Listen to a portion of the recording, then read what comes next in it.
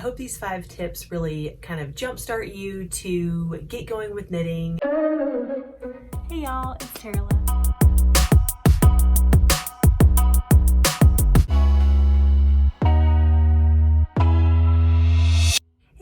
It's Tara from yokieB.com. Welcome to my channel where I share crochet and knitting patterns and tutorials, as well as finished projects and other fun Viber things. If those sound like things you'd be interested in, I would love it if you follow along with me and hit that subscribe button. Today I am sharing my 5 tips for crocheters who want to learn to knit. Maybe you are like me and learned to crochet first and have wanted to learn to knit for a long time. It took me forever for knitting to stick. I don't know why. So just to give you a little backstory about me, I grew up in a really creative household. My mom loves to sew, knit, crochet. She plays beautiful music. And so she was always encouraging me to learn these things as well. And I was just not a patient child. I would get so frustrated if it didn't look the way that I wanted it to with sewing or really anything. Ooh, sorry, a bird just flew in the window. Ooh. So I really wanted to learn how to do these things too, but I just did not have patience with myself. I would just not try new things. I would get discouraged. I would not finish projects that I had started. So all these things really hindered me. And during the time that I was crocheting, she tried to teach me how to knit several times and it just never stuck. I wouldn't stick with it and then I would forget everything that I learned and it was just so frustrating, but I always wanted to learn to knit. I do just want to say a huge thank you to my mom for always encouraging me, for teaching me all of these crafts, for helping me, and anytime that it would not stick, she would always teach me again. So thank you, Mom. I am so thankful that God has given us these gifts to share together, and it is such a blessing. So even with crocheting, it took me so long to take any risks. I would just do scarves and beanies, and really garments were what I wanted to do, but I never would take that plunge. And so the same kind of thing applied with knitting. I just wouldn't push myself. I wouldn't take risks. I was too scared to challenge myself. And I really don't know why, but if this sounds like something that you struggle with too, I want to encourage you to really go for it, and you can definitely do it. I promise. If I can do it, you can do it. I promise.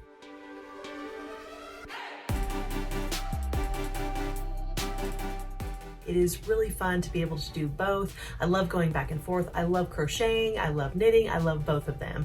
I love to be able to do both and sometimes even mix them. It's so fun to be able to go back and forth. I have such a love and appreciation for both of them. And so I hope that you guys will be encouraged to learn to knit as well. These tips are helpful for you and just give you kind of a jump start of encouragement to get going. So my first tip for crocheters who want to learn to knit is learning Continental Style. I think this is the easiest way to kind of gradually ease yourself into knitting. The reason why is because with crocheting, and now this won't apply to you if you are left-handed, and possibly if you're left-handed, it will just be the opposite. American style might be easier for you because you hold your yarn in your right hand for American style knitting. But for Continental style knitting, you hold your yarn in your left hand. And if you're already used to holding your yarn in your left hand for crochet, it just kind of makes it a little more seamless. It feels a little bit more natural just having your yarn in your left hand if you're always used to using that anyway, and I think it helps with your tension as well. So I definitely recommend looking into Continental style knitting. My mom learned American style first and then switched to Continental style later. She also crochets, so I think for her it was also easier and much faster to learn Continental style. My second tip is to practice repetition of stitches. Now, unlike crochet that has lots of different stitches, knitting basically just has knit and purl. Every stitch is based on the knit and the purl stitch. So with knitting and purling, I just suggest doing it constantly. I was like, I'm gonna knit and purl until I knit and purl in my sleep.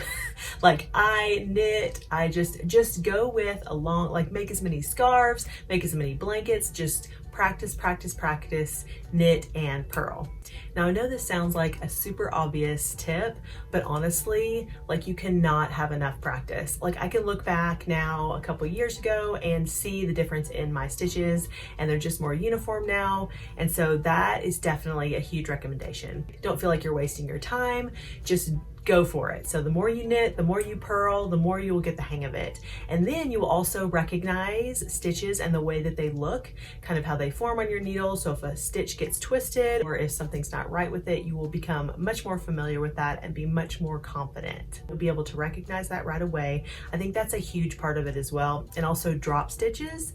This will help you to recognize when you have dropped a stitch and not freak out when you do. I used to think, I need to redo the whole project if I've dropped a stitch. Like, it is over.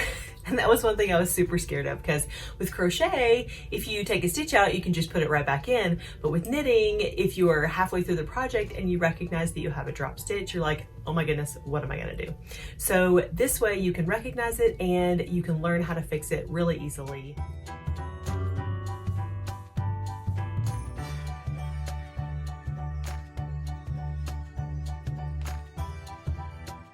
How many times exactly it was that I tried to learn to knit, but it was so many. But then I would put it down for a while if I'd get frustrated with my tension or something like that, and I would not pick it up, and then I would forget everything that I had just learned.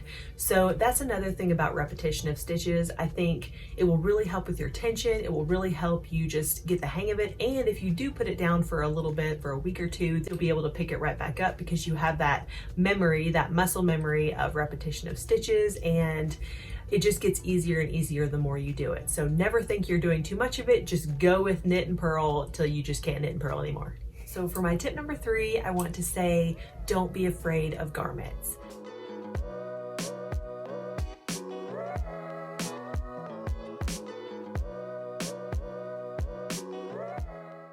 I was so afraid of making garments with crochet and knitting. I don't know why. I don't know why it looks so challenging, but do not be afraid of it. Unfortunately, I waited so many years to venture out into making garments when I was crocheting. And honestly, I really, really wish I would have done it sooner. But now I am obsessed with making garments. They are my favorite thing to make. I love being able to wear what I make, and so that is so fun for me. And if that is something that you've been wanting to do, whether it be knit or crochet, I say go for it. There's so many patterns out there that are really easy to follow, really easy to make, and I will even link some in the description box below that are my favorites that are really easy and that are great beginner garment patterns. So with crocheting, I mean, I don't even know how many years it was before I started to do a garment, and I'm trying to think of what my first garment was. I started one several times that was my mom's pattern. I think it was from Vogue, and it was a crochet pattern, and I started it so many times and never finished it. I still have never finished it. And then I can't even remember. I do know that one of the main garments that sticks out for me that I crocheted is the Meg Made with Love homebody sweater. This is definitely one that I recommend. It is easy to follow, it is easy to make, and it is just a great basic sweater to wear. It's super cozy, so I definitely recommend that one if you still have not tried a crochet garment. So go for it, because you can do it. So with knitting, I think one of the main reasons why I wanted to learn to knit was because I wanted to knit a sweater. That was like main goal, want to knit a sweater, gotta do it. Got this handmade sweater from this consignment store, and it just really made me want to learn to knit even more. So that was probably one of my main motivations for wanting to learn to knit. I mean, I love knitting everything, but garments still definitely my favorite. So 3 months into my learning to knit journey, my husband was like, yes, you can get a kit from We Are Knitters.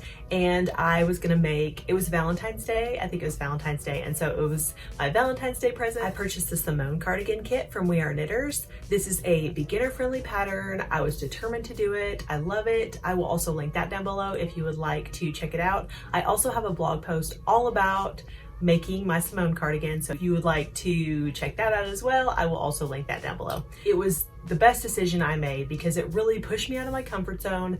It was an easy pattern.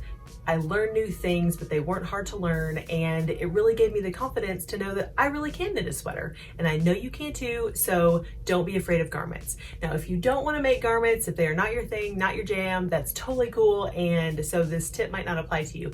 But really it applies to anything that you are really wanting to make. Socks, blankets, hats, anything. Like if there's something that you really want to make, go for it. Because even if you mess up, it is just more practice. So I definitely recommend going for it, anything that you want to make, and just start out a little bit at a time. Start out with an easy pattern, a beginner friendly pattern, and some garments, honestly, a lot of garments are just basic shapes, rectangles, squares, and so it's really not as intimidating as you might think. And I will put several patterns that I think are really great, beginner friendly or easy patterns that might be something you'd want to try down below. My tip number 4 kind of piggybacks my tip number 3, but it is try lots of different patterns. So I think this is great for any craft that you are doing, probably with sewing too. I don't do a lot of sewing, but I'm sure that it applies with that too. But with crochet and knitting, trying lots of patterns is just such a great way to not only learn new stitches, learn new techniques, but also get different perspectives of pattern writers. So you can find a pattern writer that you love, that the way they think is really the way you think. They all write differently, and so you can find ones that just speak to you and that you're like, oh yeah, this makes sense, and you don't really have to think through. And the more that you see different perspectives of patterns, it just helps you see things from a different angle. And I feel like the more times that you see things from a different angle, you can kind of get the whole picture, like the big picture. And when you understand things from the big picture, it helps you in the future to be more confident, to know the way stitches are supposed to look and things like that. So I definitely recommend trying as many patterns as possible. There's so many free ones out there. I've got several free ones if you want to check them out. They are all on my blog and I will link them down below. I've got free knitting patterns, free crochet patterns, so I will definitely link those down below, and I will also link some other patterns that I enjoy and that I think are great ways to learn new techniques. I'll try to do a wide range, a garment, a hat, a blanket. I'll try to make sure that there are several things to choose from down there so that if there's something you want to try, you can. My tip number 5 is don't give up.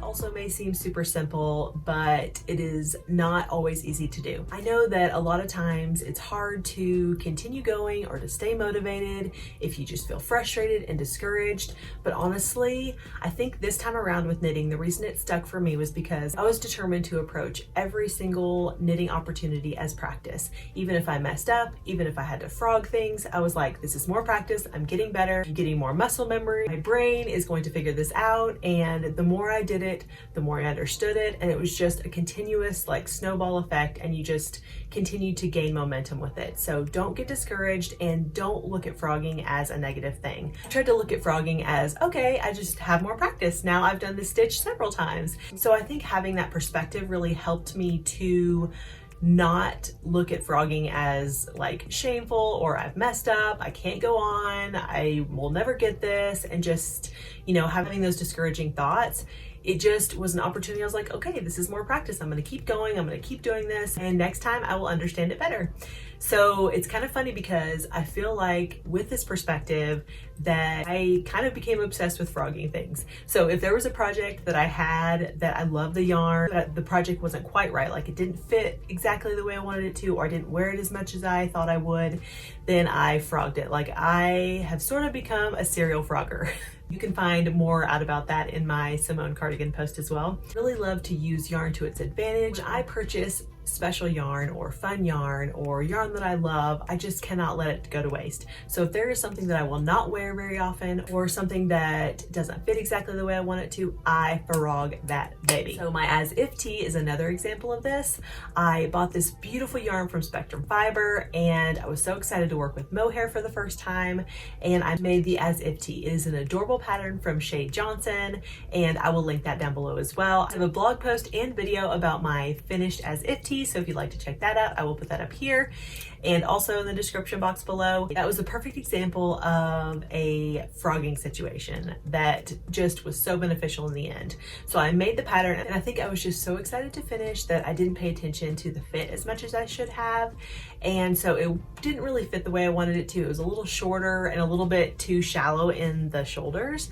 So I decided to frog it. And although I do not recommend frogging mohair, because that is not fun. But I am so happy with the sweater now. I re-knitted it, wear it so much more now. Like I had worn it one time and that was really only for the post that I did, but after I remade it, I wear it all the time now. So it's just examples like that, and then you are so excited and so proud, and you have figured out that things might fit you a little bit better if you adjust this, or if you change this measurement, and if you want the sleeves longer, or if you want the torso longer, or if you want the shoulders to be wider, things like that. It's just a matter of trial and error. Some of these things you just won't know until you have taken the plunge and dove in to find out how things fit, how things lay, all this stuff. So I hope that this is helpful. One other suggestion I have for staying motivated is maybe joining a knit along. I loved being a part of the Knit Collage Spring and Fall 2020 knit alongs, and it's a great way to be a part of a community where you're all working towards the same goal, and there are lots of helpful tools. Thank you so much for joining me for my 5 tips for crocheters who want to learn to knit. If you have any questions for me, please just put them in the description box below. I will definitely answer you. If you have any questions about my crocheting or my knitting, or any other questions about learning to knit, just let me know and I will be happy to get back with you. And I hope you were encouraged, and I hope this was helpful, and I hope that you are super excited to learn to knit.